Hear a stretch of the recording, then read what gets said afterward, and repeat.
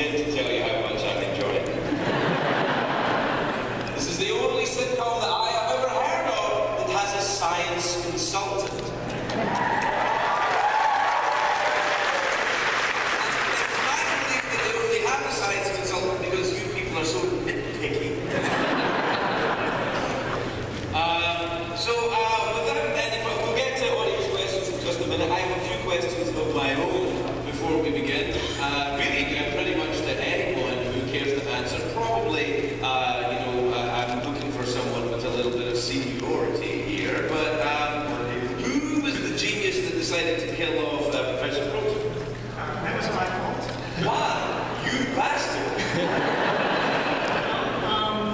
The Big Bang Theory at the time had been nominated for 3 Emmy Awards and hadn't won any. And Bob Newhart came on the show one time and got one. I thought to myself, we have to kill this guy. He's pretty good. He was, but he did come back. Well, yeah, but that's the good news about it. Yeah, there's really no death in sitcoms. Yeah. How did he feel about it when you told him he was going to die? Well, Chuck Lorre and I called him on the phone, and I think it started off with Chuck saying, "Hey, Bob, so good news, bad news. We want you back on the show, but we want you to die." And I asked him, "Are you familiar with Star Wars?" And he said, "No, no." That's the fastest I've heard. So I had to give him like a 3-minute crash course on Star Wars and Luke and Obi-Wan, and then once he understood what we were trying to do, he was actually very into it and very excited. And how about Star Wars Day? Is that an actual day in the writer's room? Do you guys do anything for Star Wars Day? We actually did the Star Wars Day. I did go to Star Wars Day at my house this year on May 4th, and we watched all 6 movies. I say we, I was sitting there alone by the end of it. Other people did come, and I provided snacks and treats. Unlike the show, there was no cafe olea or Attack of the Stones at Steve's party. There were exactly Remember that they got there earlier. And the young people here, aspiring writers, or just young people, know that there are jobs in the world just north of here where your job can be watching Star Wars all day. It can be your job. I think Maria got to come to the show. She has a young baby at home and got to come claiming it was a work event. I didn't watch Star Wars at my house. I did. My husband is in the audience, so that's a work event. Steve, do you like Star Wars because it was emotionally important to you as a child? Yes. So but you acknowledge, right? Like that it's great still, I do. Or no? Still like Star Wars? I do still like Star Wars. Well, was it emotionally important to you as a young man? I don't care for Star Wars. Way to read the crowd, Eric. They're forming the flaming pitchforks over the back of me. Crazy! You guys gotta settle down. I will put on Phantom Menace right now. And we're watching all of it. Steve, the taxation of trade routes were in dispute. That's why they blockaded the planet. How did you manage to get James L. Jones, who was in Star Wars, after all, and is probably quite proud of it, on the show? Was he an easy get? When we approached him, he was very excited to do it, and he was as delightful to work with as he was on the show. And in that same episode, we also managed to get Carrie Fisher. And one really cool thing was James Earl Jones did the voice of Darth Vader, but he was never on the set. So on the Big Bang Theory stage was the first day that James Earl Jones and Carrie Fisher ever met in person. What? And when they approached each other,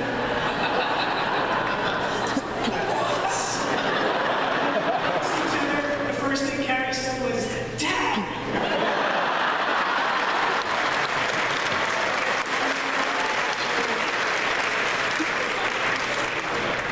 Who over the years have you got on the show that you're particularly proud of? Obviously the people we've just talked about, but I mean there's been such a array of people. Who are you particularly proud or have to tell someone? Well, Stephen Hawking.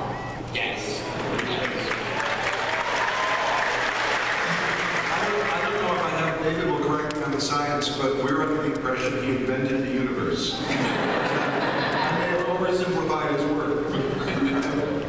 the show the first time I was ever in a room with Stephen Hawking as well. But we wound up kind of hanging with Stephen Hawking for a while. We got invited to his birthday party. Yeah. And he also, we shot him. He was so drunk. Hey, but, so, I mean, like, if you're a science consultant and Stephen Hawking's there, did you guys, like, throw down? We did a little bit. I asked him about meeting Queen. It takes Professor Hawking a long time to answer questions, so it took him. And then you just, the protocol is you go on with the rest of your conversation and you wait for him to type it in. He uses his cheek muscle to move a mouse to type. So at the end of the meal, he came back. She's a right old bird or something. A very nice girl. So yeah, Tara, we've gotten to meet somebody through the show that you're excited about, I think. Well, How to Train Your Dragon is like my favorite movie. Yeah!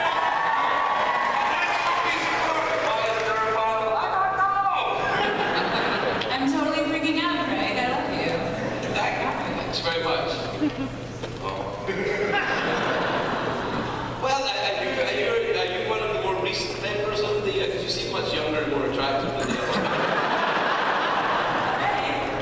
Yeah, I've been on the show. I think we're kind of up here by how long we've been on the show. So Jeremy and I are newer staff members. We've been on about 2.5. Now, is that an intimidating thing to walk into a show like this where everything is established and they have their way? We look intimidating.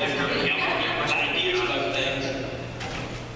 They're adorable. Oh yes, yes. There's a lot of. It's intimidating. Writing is hard and difficult, but you know, you walk into a room where, like you said, we get to talk about Star Wars and we play D&D together. I think it's also important to remember that when this show began, it is easy to forget this, but when the show began, this kind of thing was not as popular. It wasn't like the network was saying, let's make a show about geeks and nerds. I mean, when it started, there was a lot of scoffing within CBS, because I was in my 10th year or something at the time, but when you guys started, there was a lot of going, yeah, that one. Yeah, Chuck's finally lost his mind. You know, and it was... But, we never set out to do a show about geeks or nerds.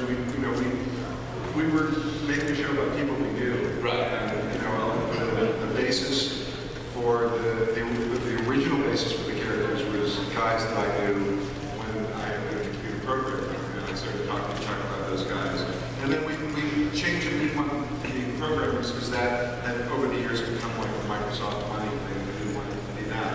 But it was still, it was just based on people we knew and stuff we liked, and then you bring these people aboard. The story when Maria interviewed for the job, she was hired after she told the story, and I hope I get it right because her husband is here, but as best I remember, will you tell it had to do with a present? Yeah, I had asked for a phantom blade in World of Warcraft when I wrote from my husband for my birthday, and he got me like a tangible thing in the world instead. Like I don't even remember what it was. It was like all I asked for. But you had also mined for gold. Oh, okay.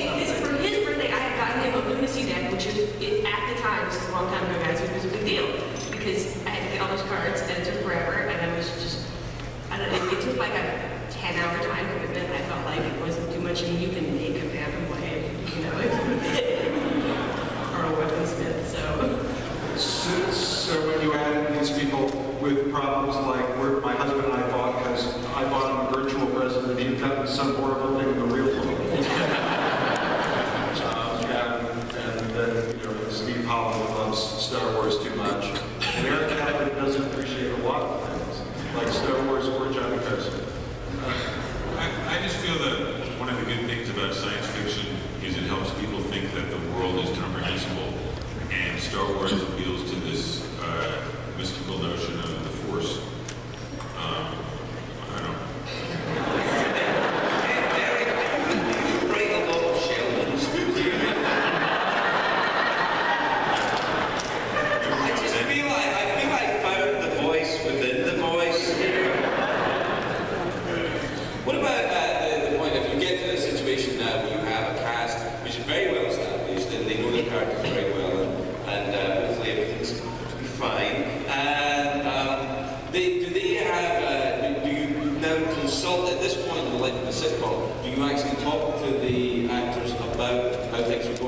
take them in?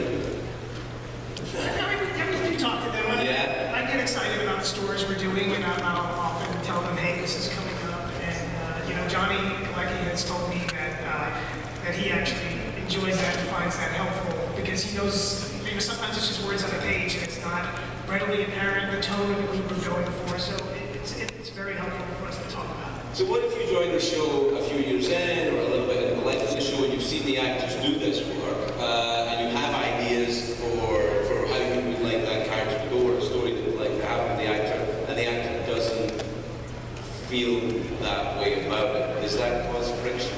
Is there such a thing as friction? Never had that experience. But, you know, I hope you're not watching this and getting ideas. No, I think that this is something I remember from the long life of when I was on the Drew Carey show, that after a long time, things get set, and it's sometimes I think more difficult for new people in the writer's room to find their own way within that. Do you know what I mean? Are you very encouraging of that? Are you encouraging of young people? Well, let me ask that. I mean, it's an easy place to work your way into. It's not a huge writer's room, really. I mean, if this is all of you guys, it's not huge. I was a writer's assistant for 2 years, so I eased my way into it and just got some jokes on TV. That's how I eased into it. So. And I was a fan of the show, so I was familiar with the characters, and then I worked on the show, like Jeremy, as an assistant for a couple seasons before. And let's work our way up to the more seasoned writers as we go along. So, what was your experience like coming in? It was great. I had worked with Steve Alone and Steve Holland before at Nickelodeon, so I had an easy transition as far as that goes. What did you do at Nickelodeon?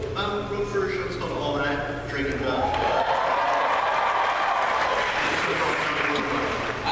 I just figured this was the room that would be familiar with your work. How about you? How long did the show before you interviewed and got the job?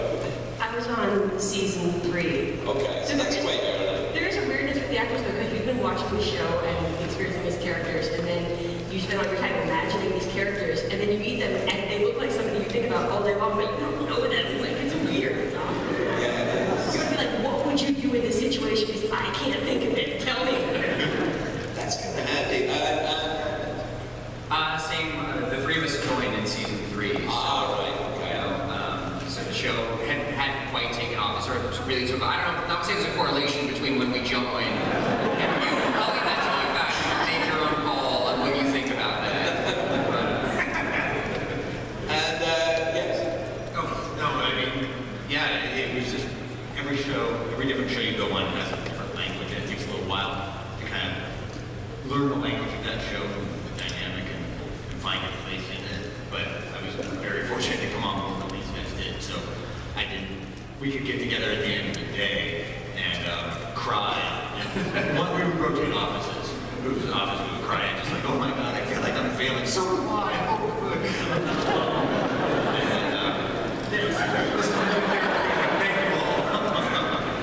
And Dave and Eric, you guys have been on since the beginning, is that right? No, Dave has been on since the beginning. Right. I joined at the beginning of season 2. Season 2. Eric, didn't you get your interview because they got the wrong Eric Kaplan? Yes.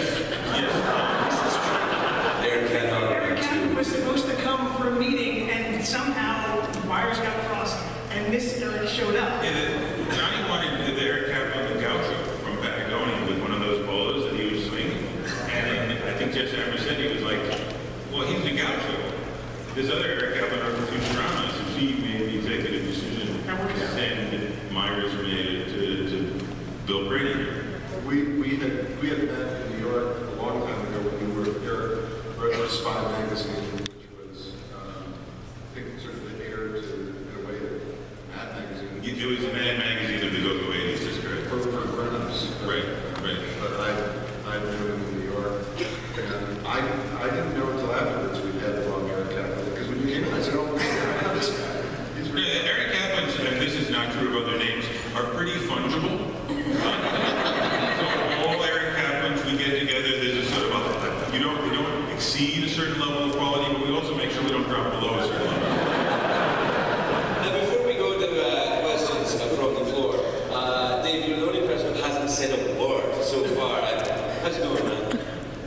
think I've been here for 8 years. I will say, when we first started season 1, it was incredible because we didn't know the show, but what we had was the Bill's experiences rooting in real life and Chuck's experiences of having created so many shows, and that was just an incredible positive force. And I remember pitching once, before we even had the first table read of the second episode, and I pitched an idea, and Chuck looked at me and he said, "If we do that, you will ruin the show." And I said, "Well, let's not do that." And since you guys seem to be into Nickelodeon, I just need to point out that Steve Holland and I also did the first season of iCarly. So, Quite the cheer I thought you would get for it. come on, guys. This show's great. What's wrong with you? All right, we're now going to go from, we're now going to take some questions from the floor, I believe. Do we have that set up? Yes, we do. One moment while we arrange the microphone, because apparently I'm throwing this at you as a surprise.